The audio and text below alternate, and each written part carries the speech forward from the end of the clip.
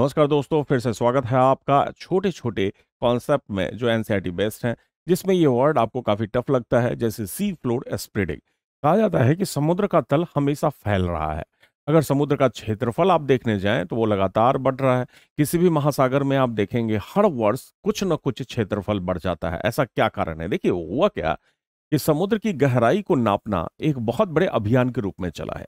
1956 50 से लेके 60 के बीच में चैलेंजर अभियान हुआ था।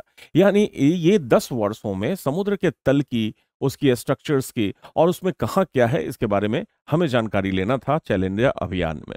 इसी दौरान एक बहुत मेजर हमारे पास जानकारी आई।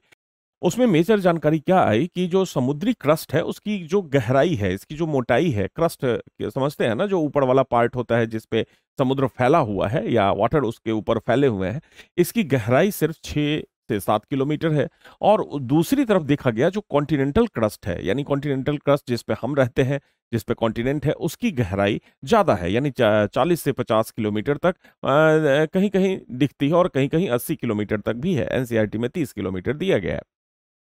दूसरा एक और चीज बात सामने आई कि जो समुद्र की जो धरती है ये बेसाल्ट की बनी हुई है और एक जो कॉन्टिनेंट की धरती है ये ग्रेनाइट की बनी हुई है। आखिर इन दोनों में डिफरेंस क्या है? और एक और खुलासा हुआ कि समुद्र के बीच में एक नई चट्टानों का निर्माण होता है और जैसे जैसे समुद्री बीच से किनारों पर आएंगे तो पुरानी चट्टानें हो जाती है। और ये सारी जो चट्टानें हैं बेसाल्ट की बनी हुई, और आप जानते हैं अच्छी तरह से ये बेसाल्ट का निर्माण कैसे होता है। तो बेसाल्ट का निर्माण तब होता है जब कोई मैग्मा एक दरार से निकलना शुरू होता है, ब्लास्ट के तहत नहीं।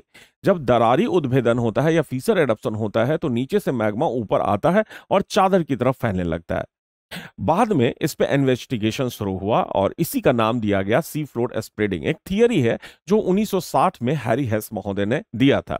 अब जरा देखिए, 1960 में जब हैरी हेस महोदय ने दिया तो इस पे पूरा एक साक्ष्य उन्होंने प्रस्तुत किया था। अब जरा देखिए, मैंने आपको कहा था कि ये जो आप देख रहे हैं जिसके ऊपर समुद्र का फैलाव है, आप देखिए जरा यहाँ पे अगर मैं बात करूं तो ये पूरा जो आप देख रहे हैं यहाँ पे समुद्र की धरती फैली हुई है और ये ओशियन का पार्ट्स है।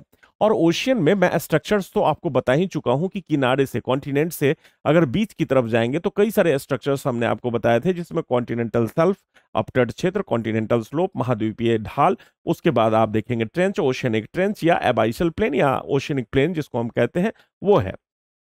सबसे बीच में आप देखेंगे कि यहाँ पे रिज की स्थिति होती है। ये वाला जो पार्ट आप देख रहे हैं ना, यहाँ पे बीच में, यहाँ देखा गया कि नई नई चट्टानों का निर्माण हो रहा है। ये नई नई चट्टानों का निर्माण हो रहा है और इस पार्ट को हमने ओशियनिक रिज के नाम से जाना था, ओशियनिक रिज। और जहां ओशियनिक रिजेस होते हैं वहां पे नई चट्टान बनती रहती है और वह चट्टान किस प्रकृति की होती है? तो ये बैसाल्टिक होती है। अब जरा देखिए, देखा गया बाद के सर्वे में ये पाया गया कि समुद्र के बीच में, यहां पे बिल्कुल बीच में एक दरार है और उसी दरार को बाद में कंस्ट्रक्टिव प्लेट्स कहा गया, जहां से लगातार नीचे से मैग्मा ऊपर आती है। अब जरा देखिए, मैग्मा अगर ऊपर आएगी इसका मतलब पानी के संपर्क में आएगी और ठंडी हो जाएगी और एक चादर के रूप में फैलती रहेगी। इसका मतलब है कि यहाँ पे जो दरार है उसमें ये जो धरती है ये इधर मूव करती है और ये जो धरती है इधर मूव करती है। और यहाँ पे एक बेल्ट में डेवलपमेंट्स होता है, किसका? रॉक्स का। याद रखिएगा, ये रॉक्स यहाँ पे फैलता चला जाता है और जो जितनी दूरी पे जाएगा वो उतनी ज्यादा पुरानी चट्टानों के रूप में कन्वर्ट होता जाएगा। इस तरह आप देखेंगे यहाँ पे बैसाल्ट का समुद्र की धरती पे, यानी समुद्र की तल पे एक बैसाल्ट का लेयर बनता चला जाएगा। जो यहाँ पे होगा, ये आप याद रखिए, जो कटक पे होगा या जो रिज पे होगा, यहाँ पे न्यू चट्टान होगी, न्यू रॉक्स का यहाँ पे निर्माण होगा। और जैसे जैसे आप इधर की तरफ जाएंगे ये चट्टान ओल्ड होती चली जाएगी, ओल्ड रॉक्स के रूप में तब्दील होनी जाएगी। ओल्ड रॉक्स का मतलब बेसाल्ट रॉक्स है। इस तरह से देखा गया कि ये प्रोसेस अगर लंबा चलता रहा तो इसका मतलब है कि यहाँ पे एक बेसाल्ट लेयर का डेवलपमेंट हो जाएगा और समुद्र की जो धरती है वो बेसाल्ट की बन जाएगी। दूसरा, आप ये भी जानते हैं कि जब ये बैसाल्ट धीरे धीरे इधर की तरफ फैलती चली जाएगी, यहां पे आ जाएगी, यानी धीरे धीरे, तो ये पुरानी हो जाएगी। और आप जानते हैं कि यहाँ पे दो प्लेटें टकरा रही होती हैं, एक समुद्र की धरती और एक कॉन्टिनेंट की धरती। जब टकराएगी तो आप देखेंगे यहाँ पे एक खाई बनता है, यानी दो प्लेटों के टकराने से खाई जो बनता है, तो खाई में मोस्ट एंशियंट रॉक्स पाया जाएगा। यहाँ पे एंशियंट रॉक्स पाया जाएगा जो बेसाल्ट किस्म का होगा।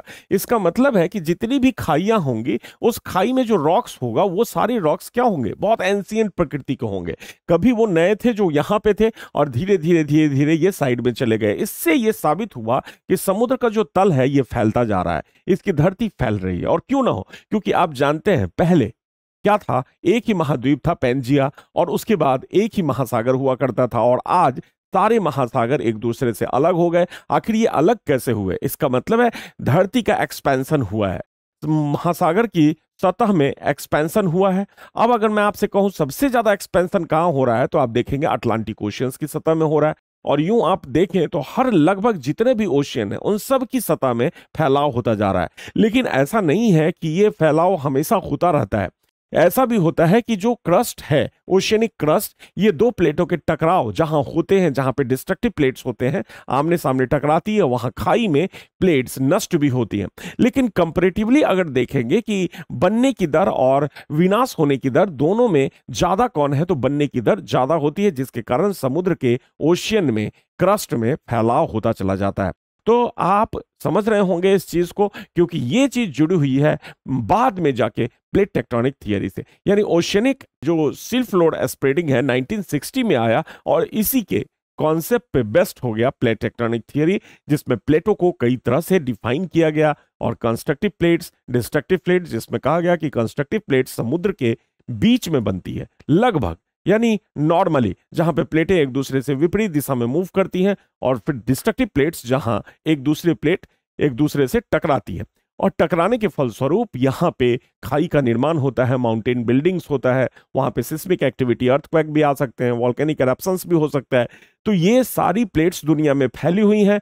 कौन कहां पे है, इसको विस्तार से जानने के लिए मेरे प्ले लिस्ट में प्लेट टेक्टोनिक चैप्टर है, उसमें आप चले जाइए और वहां देखिए। तो ये सी फ्लोर स्प्रेडिंग का दर कितना है, आप ये जानना चाहेंगे, तो कुछ सर्वे किया गया जिसमें कहा गया अटलांटिक महासागर का दर सबसे ज्यादा है, उसी तरह से पैसिफिक ओशियंस का है, इंडियन ओशियंस का एक्सपेंशन हो रहा है, ये दर लगातार होता जा रहा है। ऑथेंटिसिटी नहीं है, क्योंकि किसी सर्वे में ये पता चलता है कि 10 से 15 सेंटीमीटर लगभग अटलांटिक ओशियंस फैल रहा है, किसी में आपको पता चलेगा कि पैसिफिक ओशियन 6 से 7 सेंटीमीटर, इंडियन ओशियन 4 से 5 सेंटीमीटर, ऐसे करके ये प्रति वर्ष की दर से फैलते जा रहे हैं। इसका मतलब आज से अगर मैं दुनिया की बात करूं, 2 करोड़ वर्ष बाद अगर पृथ्वी पर आएंगे तो देखेंगे समुद्र का क्षेत्रफल बढ़ा हुआ है, फिर कॉन्टिनेंट्स बहुत सारे टूट टूट कर अलग हो गए हैं, कई सारे कॉन्टिनेंट्स बन गए हैं, और ये जो नक्शा है वर्ल्ड का वो बदल चुका है। तो आप समझ रहे होंगे मैं क्या कहना चाहता हूं, और ये छोटे कॉन्सेप्ट को सुनने के लिए आप सबका बहुत बहुत धन्यवाद। आगे भी बने रहिए आप इस चैनल पे। Thank you very much, have a nice day.